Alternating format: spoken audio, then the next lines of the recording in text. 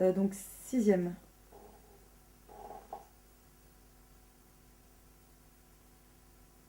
Moi, je ne vais pas me prononcer sur l'image. J'ai entendu tellement de trucs sur mon image que, à la limite, je m'en tape. Vous savez, moi, je fais partie d'une génération qui est bourrée de doutes. Je n'ai pas de réponse sur tout. Mais j'ai une certitude. Quand je regarde les expériences révolutionnaires du passé, le bilan critique sur la question démocratique qui est essentiel. Par exemple, pour moi, la société pour laquelle je me bats, qui s'appelle socialisme et communisme, il est évident qu'elle inclut le multipartisme, les droits élémentaires, le suffrage universel et la liberté de la presse.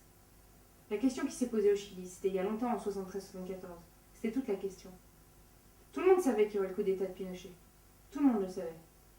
Quand on dit révolutionnaire, il faut donner à voir. C'est-à-dire, les gens s'organisaient dans des assemblées, dans des quartiers, dans des entreprises, et essayaient de demander, je dirais pacifiquement, un tout petit peu de pouvoir et un tout petit peu de richesse.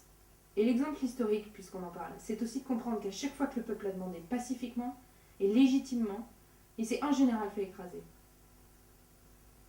La question du gouvernement n'est pas une question abstraite. Vous dites que vous êtes contre gouverner par principe ? Absolument pas.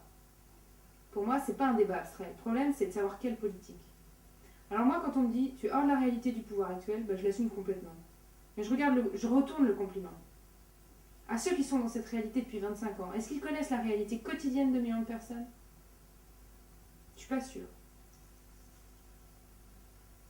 Sur la question démocratique, par exemple, quand on a un mandat de la population, quand on est élu par une assemblée, je pense qu'on pourrait interdire le cumul des mandats.